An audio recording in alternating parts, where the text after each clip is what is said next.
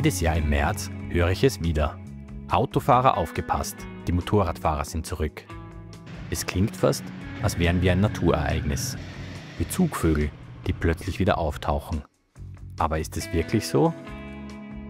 Die Saison beginnt und die ersten liegen im Graben. Woran liegt das? An den Autofahrern, die uns angeblich nicht auf dem Schirm haben? Oder vielleicht an uns selbst? Wir reden oft darüber, wie wir von Autofahrern gesehen oder übersehen werden. Aber meine Erfahrung als Ganzjahresfahrer zeigt mir ein anderes Bild. Autofahrer verhalten sich das ganze Jahr über gleich. Und jetzt im Frühjahr ist das nicht anders. Aber schauen wir uns dazu die Statistiken an. Die meisten Motorradunfälle passieren nicht im März oder im April, sondern in den heißen Monaten. Juni, Juli, August. Dann, wenn das Wetter schön ist, die Straßen trocken sind und unsere Zuversicht gestiegen ist. 80% der tödlichen Unfälle, sie sind selbst verschuldet. Meistens ist zu hohe Geschwindigkeit die Ursache.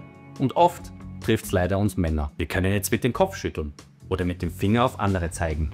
Tun wir aber nicht, denn wir kümmern uns um das, was wir selbst beeinflussen können. Hier sind 5 Tipps, wie du sicher in die Saison startest und du unfallfrei in den Herbst fährst.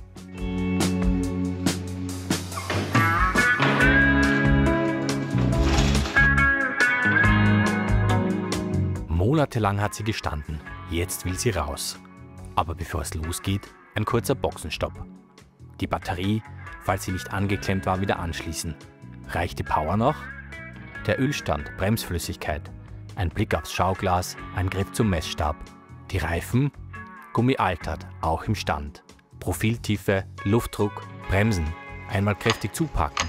Fühlt sich das gut an oder schwammig? Kette, Spannung, Schmierung. Eine trockene Kette fährt sich bescheiden. Lichter, Blinker, Bremslicht, Scheinwerfer. Alles an?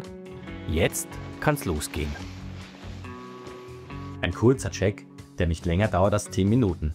Aber er ist entscheidend für einen sicheren Start. 10 Minuten, in denen du sicherstellst, dass die Batterie genügend Power hat, die Bremsen greifen, die Kette sitzt und die Reifen in Topform sind. Ein paar Minuten, die den Unterschied machen zwischen einer sorgenfreien ersten Fahrt und einem Problem, das du lieber nicht haben willst. Das erste Mal Motorradfahren nach der Winterpause ist wie das erste Mal Laufen nach einer Woche auf der Couch. Dein Motorrad ist bereit, aber bist du's auch?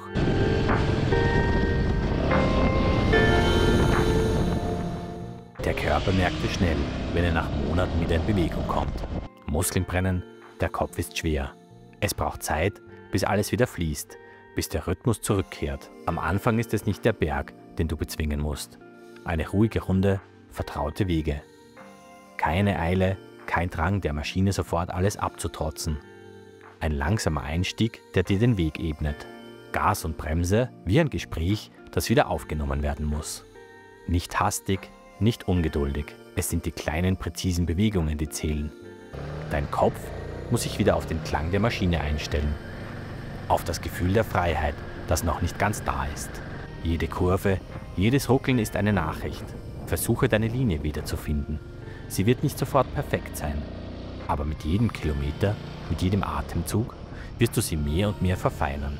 Du wirst nicht sofort die Eleganz eines erfahrenen Fahrers haben. Ein paar enge Kurven, vielleicht ein paar Slalomübungen, ganz ohne Druck.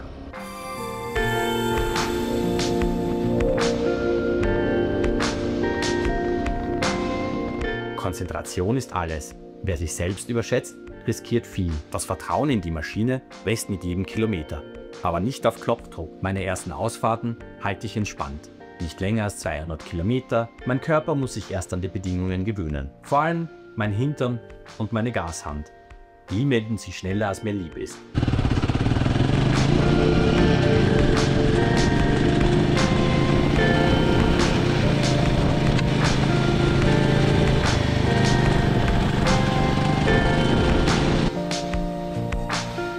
Im Sommer sind die Straßen meistens ziemlich easy zu fahren, aber im Frühling, da verstecken sie oft ihre Fallen. Die Sonne steht noch tief und blendet uns, während wir in den Frühling rollen. Die Straße verlangt noch deinen vollen Blick.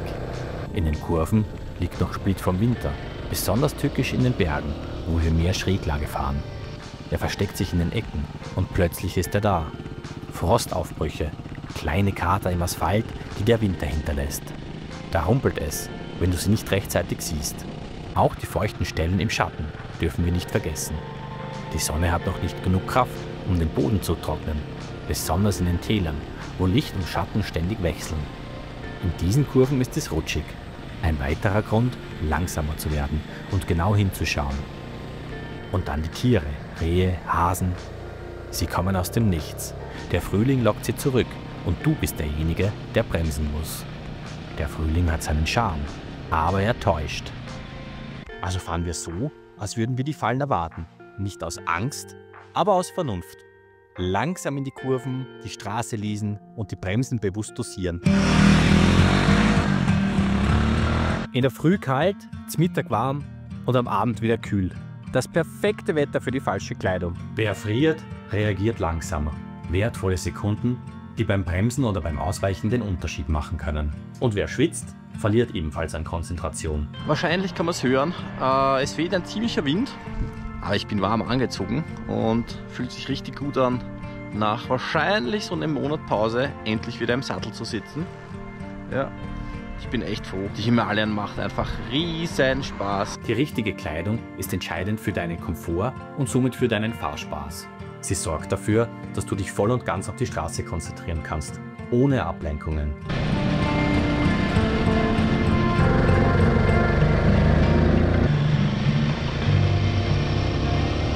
Wir alle wollen fahren, so viel wie möglich, so weit wie möglich. Aber ein Sturz jetzt und die Saison könnte bereits vorbei sein, bevor sie richtig beginnt. Der Drang, sich wieder in die Freiheit zu stürzen, ist verlockend. Doch erinnere dich, niemand erwartet, dass du gleich am ersten Tag Rekorde brichst. Die Straße bleibt, die Maschine bleibt. Sie wird dich nicht hetzen, es sei denn, du lässt es zu. Geduld ist der Anfang. Es ist okay, langsam zu fahren, ruhig. Keine Eile, keine Jagd. Der Drang, sofort Vollgas zu geben, ist wie ein ungeduldiger Gedanke. Er kommt, aber er darf nicht das Steuer übernehmen. Du hast Zeit, du bist da, du bist angekommen. Die Straße und die Maschine, geduldige Lehrer, die nur dann ihre Lektion erteilen, wenn du bereit bist, zuzuhören. Verbinde dich wieder mit ihr, gewöhne dich an ihren Rhythmus. Der Weg zurück auf die Straße ist mehr als ein physischer Akt. Er ist ein mentaler Prozess, der mit jedem Kilometer wächst. Und dann, wenn du spürst, dass die Müdigkeit kommt, halte inne. Eine Pause ist nicht nur ein Zeichen von Vernunft, sondern auch von Weisheit. Lieber eine Rast zu viel als eine zu wenig. Ja, so wie es ausschaut, haben wir heuer schon die erste Straßensperre. Und ich kenne mich ja Gott sei Dank ein bisschen aus in der Gegend. Und nutze das einfach mal für eine kleine Pause. Weil Pausen sind wichtig. Es ist nicht nur der Körper, der wieder zu sich findet, sondern auch der Kopf. Eine kurze Pause, um die Gedanken zu ordnen, um wieder klar zu sehen, damit du sicher weiterfahren kannst.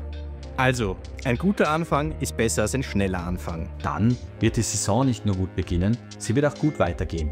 Also Helm auf, Verstand an und wir sehen uns auf der Straße. Hast du noch Tipps für den gelungenen Start in die Saison? Dann schreib's mir in die Kommentare. Ja, ich fahre weiter. So viel Zeit habe ich dann auch nicht. Aber es hat echt gut getan. Heute ist der 29. Jänner 2025 und es ist heute meine erste Ausfahrt, also meine erste Himalayan-Ausfahrt. Weil sonst fahre ich jeden Tag mit dem Moped. Ja, die Temperatur auf der Himalayan zeigt 13 Grad an. Wer hätte das gedacht? Mir war klar, das muss ich natürlich nutzen, dieses Wetter. Ich bin ziemlich allein unterwegs. Es ist mir ein Motorradfahrer entgegenkommen. Oh, da kommt ein zweiter. Schau da was an.